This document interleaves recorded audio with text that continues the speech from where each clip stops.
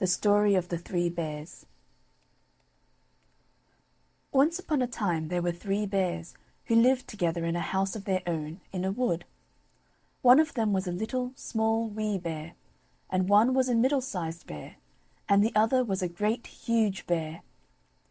They had each a pot for their porridge, a little pot for the little, small, wee bear, and a middle-sized pot for the middle bear, and a great pot for the great, huge bear. And they had each a chair to sit in, a little chair for the little, small, wee bear, and a middle-sized chair for the middle bear, and a great chair for the great, huge bear. And they had each a bed to sleep in, a little bed for the little, small, wee bear, and a middle-sized bed for the middle bear, and a great bed for the great, huge bear. One day, after they had made the porridge for their breakfast and poured it into their porridge pots, they walked out into the wood while the porridge was cooling, that they might not burn their mouths by beginning too soon to eat it. And while they were walking, a little old woman came to the house. She could not have been a good, honest old woman, for first she looked in at the window, and then she peeped in at the keyhole, and seeing nobody in the house, she lifted the latch. The door was not fastened, because the bears were good bears, who did nobody any harm, and never suspected that anybody would harm them. So the little old woman opened the door and went in, and well pleased she was when she saw the porridge on the table. If she had been a good little old woman, she would have waited till the bears came home, and then perhaps they would have asked her to breakfast, for they were good bears, a little rough or so, as the manner of bears is, but for all that very good-natured and hospitable. But she was an impudent, bad old woman, and set about helping herself. So first she tasted the porridge of the great huge bear, and that was too hot for her, and she said a bad word about that. And then she tasted the porridge of the middle bear, and that was too cold for her, and she said a bad word about that too.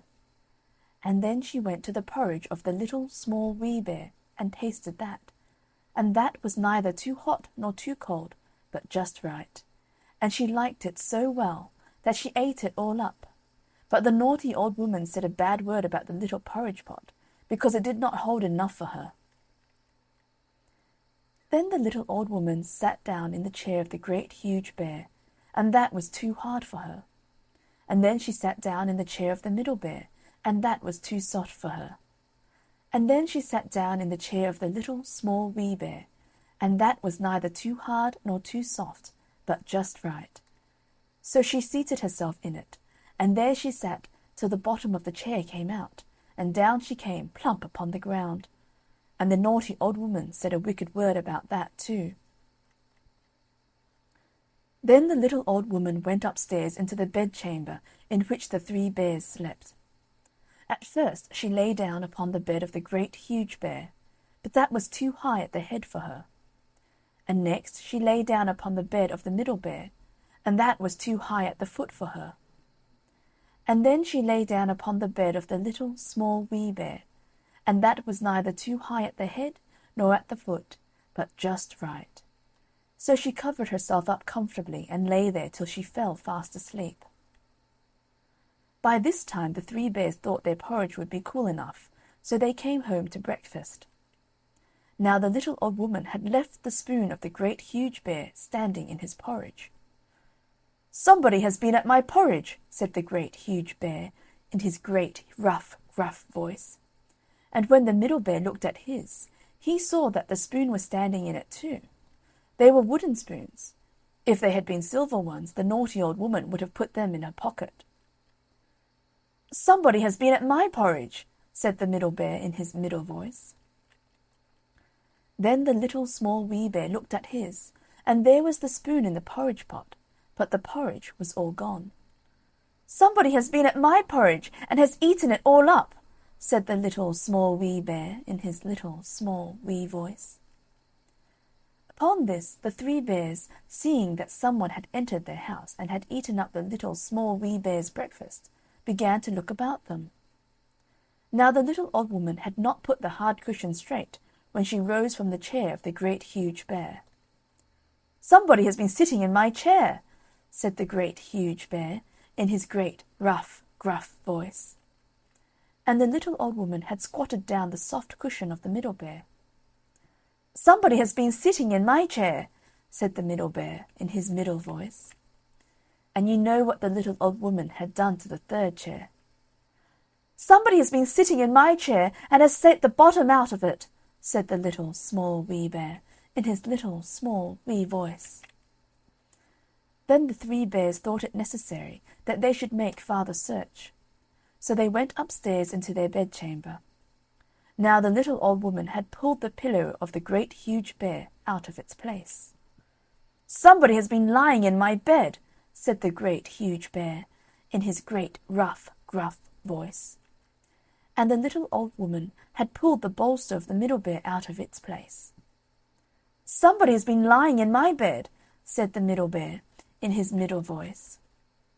And when the little, small, wee bear came to look at his bed, there was the bolster in its place, and the pillow in its place upon the bolster, and upon the pillow was the little old woman's ugly, dirty head, which was not in its place, for she had no business there.